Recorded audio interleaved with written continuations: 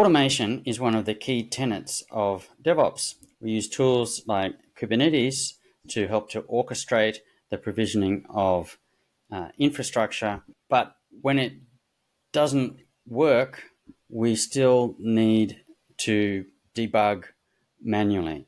So we're always looking for ways to automate even the debugging process.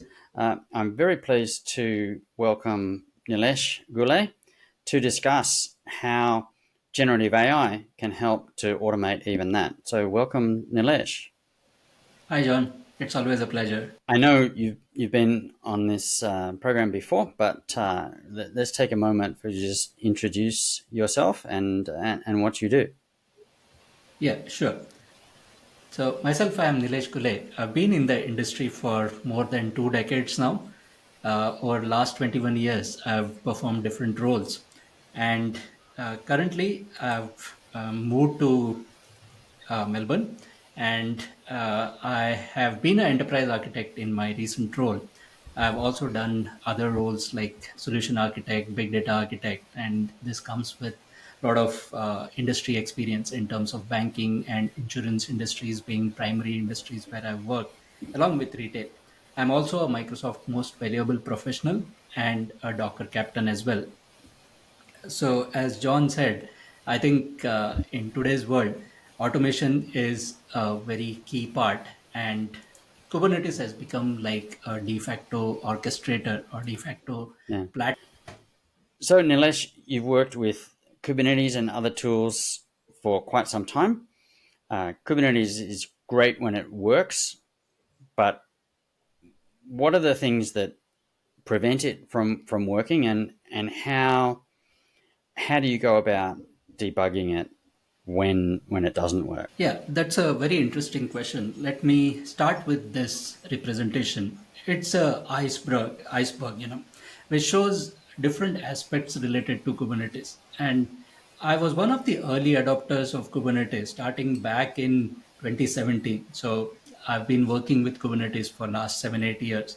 I think what people find very easy is the top two layers of this iceberg, where it's very easy to get started. You containerize your application using something like Docker, Podman, or any container runtime, and then you start deploying it onto a Kubernetes cluster. You might start with a single node cluster like a Minikube, or even Docker Desktop has a embedded Kubernetes cluster. That's where you come up with pod. Then if you're using a higher order definitions or higher order objects like a deployment, it's quite easy to get started with this. Once you start with deployments, then you would probably use things like secrets, config maps, services to expose those deployments outside of the Kubernetes cluster. You would probably use ingress, and then you start going down this stack or different layers in the iceberg, and that is where the complexity starts increasing. So let's say you want to run a stateful workload. You want to run a database inside your Kubernetes cluster. You need to have a persistent mechanism to store that data. So you start using persistent volume claims. When you want to do things like you want to have high availability, then you would need things like the replicas and things like that. As you go down, each of these object that is added to your application or your Kubernetes cluster, it increases the complexity. And let's say when there is a problem, this is a very simple, like a diagram depicting what are the different debugging steps which a normal person who is debugging an issue on a Kubernetes cluster would go through. Now, if you look at this flowchart, it's quite lengthy. So let's split it into two halves. And the scenario here is you have an application which is deployed on the cluster and there is a problem. So how do you start? You probably start by looking at the number of pods which are running. You run commands like kubectl get pods. If the pods are running fine, then you go and describe the individual pods and you see if there is any issue with things like the resource limits. If that is okay, then you go to the next level, and this is like a iterative process. You go through each step to see, okay, pod is running, but your service is not accessible. So that is where you would go into the next step, where you would look at things like are my ports mapped correctly? Is what the container port is exposing, is the service listening or service trying to access the same port? If you are having an ingress which is exposing this service outside of your Kubernetes cluster, then you might have to go and look at the ingress details. So you see that the steps which are required in debugging all of this, they are quite uh, involved in terms of trying to find a root cause of a problem where a service or a pod might not be visible outside the Kubernetes cluster. Now, this is a very simple case, which I say because, as I said earlier, starting a deployment or creating a deployment and then exposing that as a service using a ingress or one of the Kubernetes native object is one of the simplest way to get your application up and running in Kubernetes. But if you look at the debugging steps, they are quite involved in the whole process. So I think when it comes to managing Kubernetes cluster, it is quite complex as and when your use cases increases, like the complexity of the use cases increases. And the more and more services or the features of Kubernetes you try to use, like you're doing, let's say, automated deployment using a Helm or you're using CI/CD pipelines to deploy, there could be issues where your tagging is not happening correctly. So you are maybe defining a tag which is not correctly published to your repository, and then the uh, Helm chart is trying to pull that into your Kubernetes cluster. How do you debug these issues? So Yeah. I think this is where I would So, like so to I switch. think Nilesh, it's a very simple rule. The more moving parts there are, the more that can go wrong.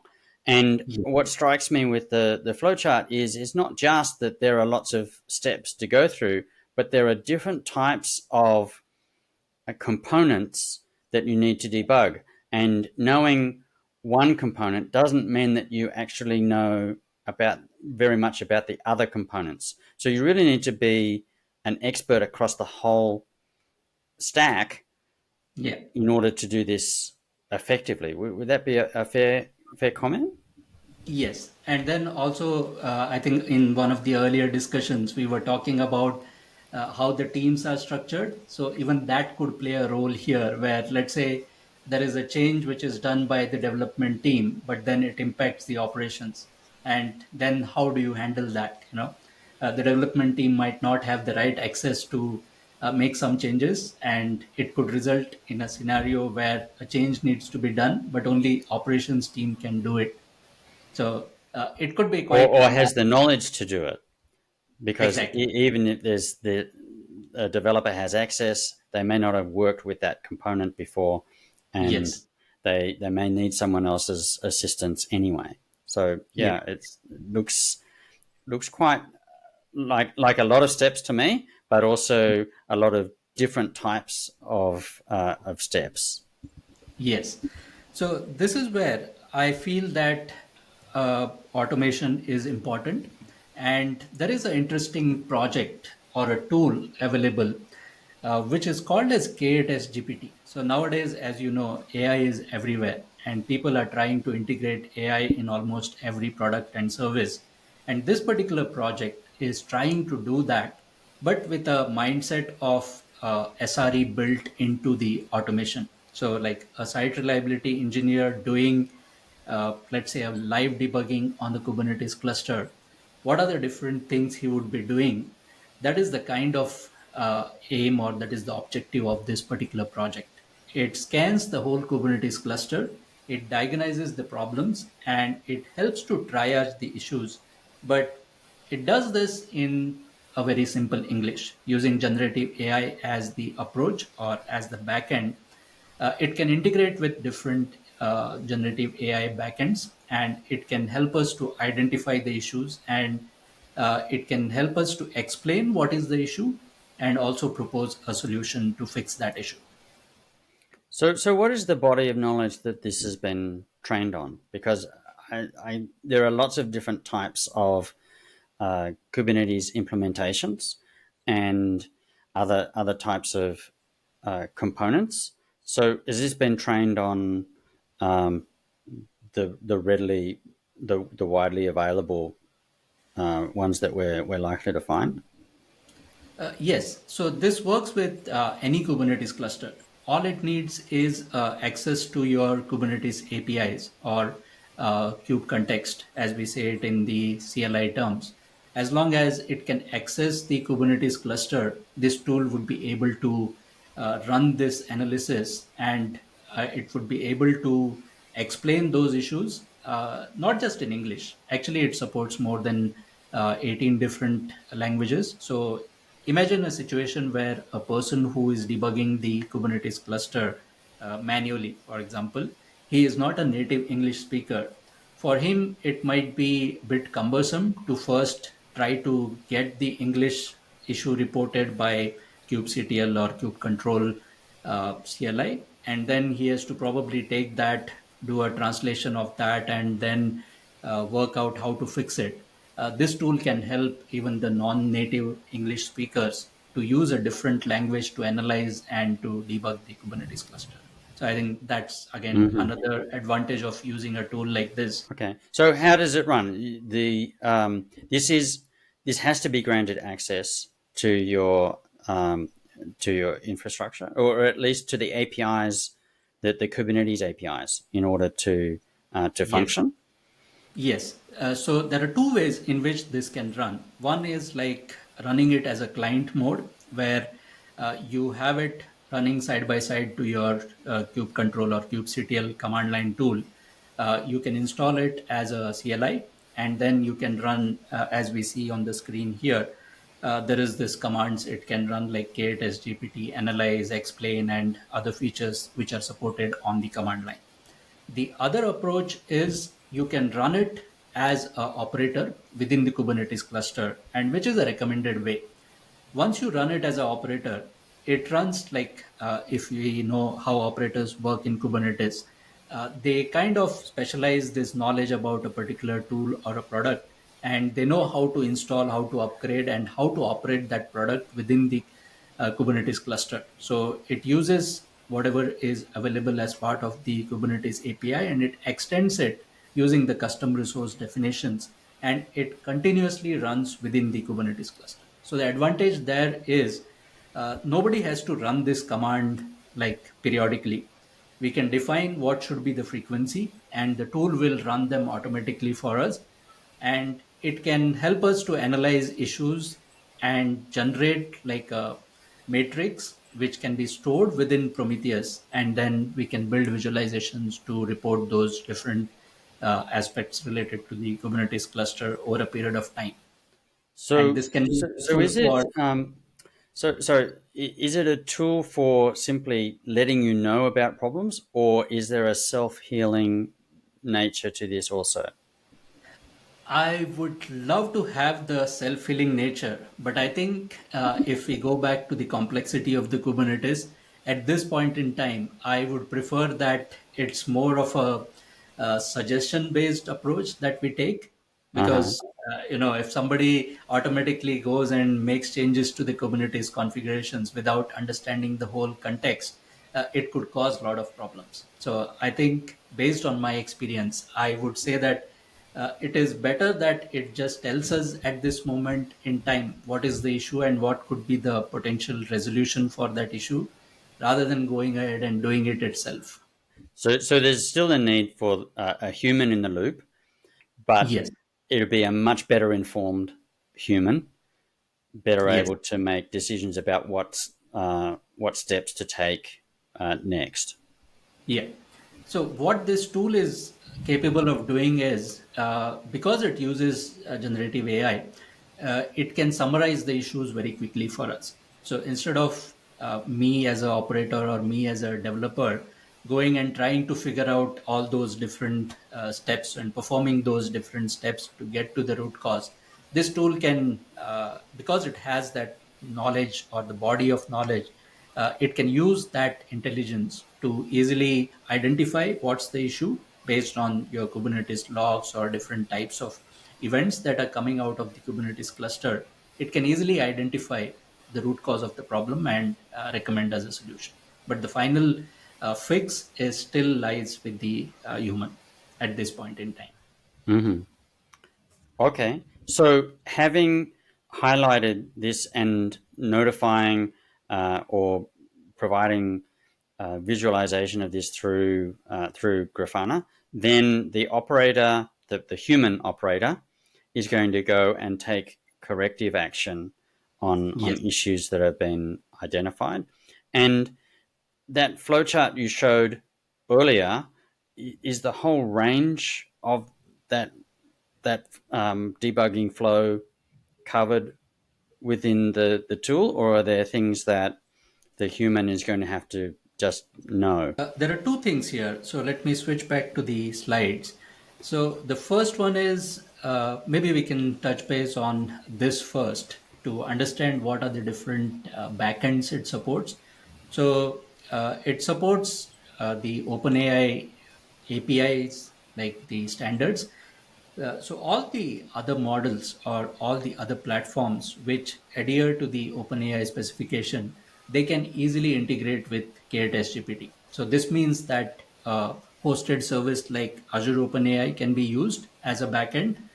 We can use Olama, which runs the models locally on the computer. So if we want to save cost, it could so happen that we could host the models internally in our organization and then expose them via endpoint to which the K8S GPT can connect.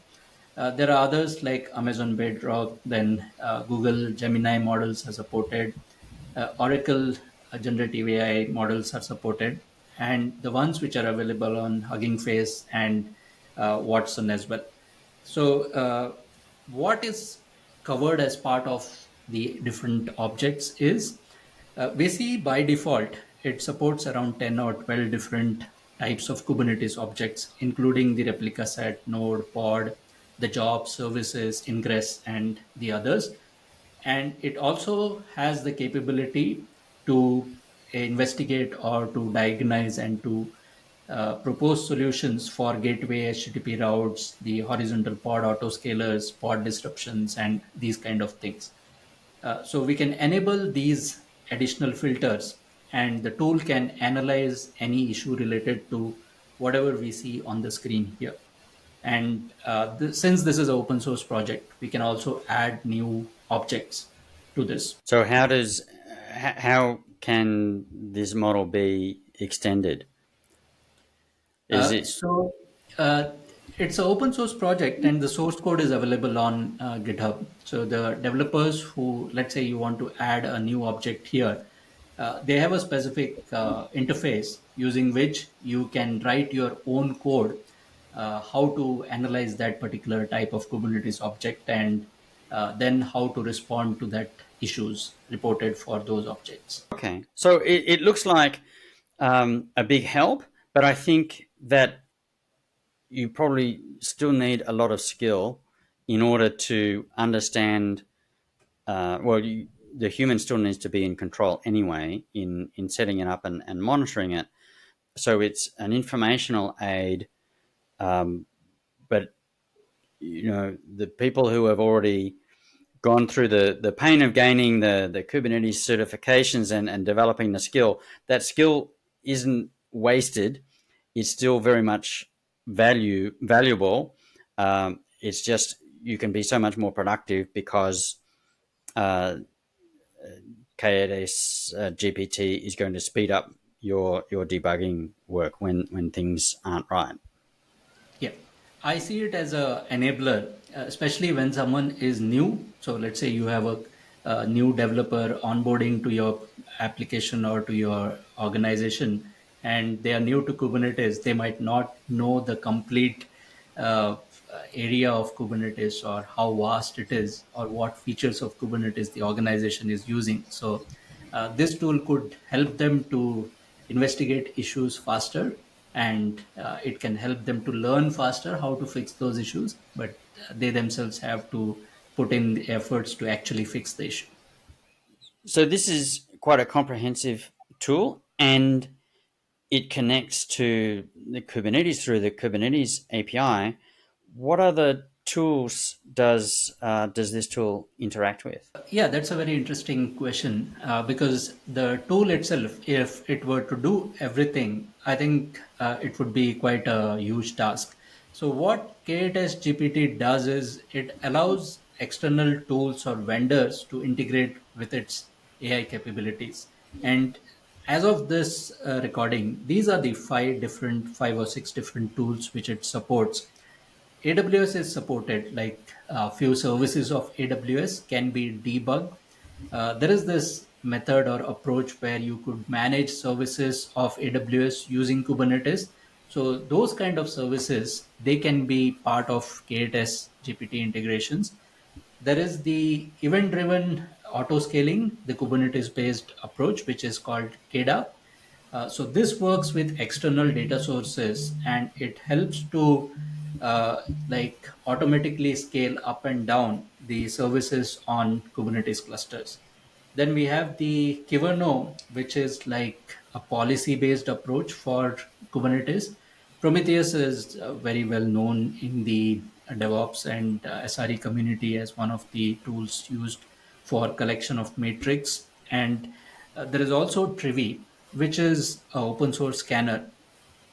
All these tools, they are extending or they are supported the K8S GPT capabilities. Now we can take one example like Trivi, for example. If you are integrating Trivi scanner with your K8S GPT, it can automatically scan how many vulnerabilities are there in your Kubernetes setup or your Kubernetes cluster. And as we all know that these vulnerabilities, they keep changing over a period of time. So you might have deployed a application or a set of applications, and even the default Kubernetes objects, they might be compliant as of today. But let's assume 2 or 3 months down the line, there are new vulnerabilities which come up. Unless somebody scans them as part of the continuous scanning process, we would not know about them. So K8S GPT, the operator, can do it for us, and it can definitely help us to report this over a period of time. So I think that's a classic example where continuous scanning and continuous improvement can help to improve the overall system. Mm-hmm. Okay. So where do you see this heading in future? I mean, is the what I see with most systems is that they just get more complex, and as much as we try to abstract away complexity by putting another layer on, it actually, the complexity is still there. It may be hidden from some people, but uh, when things aren't right, then you have to dig into some of this complexity. What do you see as the next step that tools like this will take? I think there are things like visualizing the issue that could be an area which could be helpful.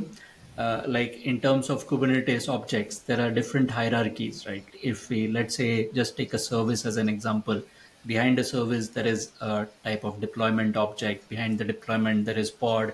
The pod might have individual containers. They might have things like secrets, configurations. Now, if there is an issue in one of this, and you were to visualize it, that's an area I think which is not very well covered in many of the tools right now. You might have to pay for it, but a tool like this could be quite useful if it could visualize and show it to us in an easy way to understand how the issue flows and how it relates to the different objects. I think that's one area. The other area I see a tool like this helping is you could still do a partial remediation, for example. Like if you know it's a very minor issue, like you are using a deployment type of an object and it has a tag which is wrongly specified in Kubernetes. You could give an option to say that, okay, cross verify that the tag is existing or it's a typo kind of thing, and you allow it to fix automatically. So those kind of like low priority issues which don't cause a huge disruption in the whole environment of Kubernetes, it could allow some of those things to be automatically remediated. Or like port mapping, for example, that's a quite common issue where the ports are not mapped correctly and that's why services are not accessible. I see some of those things could be implemented as part of tools like this. They could do partial remediations for some of the most commonly occurring issues, but then still live something which could be quite disruptive into the hands of the operators. Mm. Okay. I think there are a lot of possibilities, but I think there's still, we're not going to be replaced by the machine just yet. The Yeah. machines are this machine in particular is definitely here to help us do our work better. So thanks very much for sharing that, Nilesh. Yeah. Thank you. Thanks for the opportunity to share this.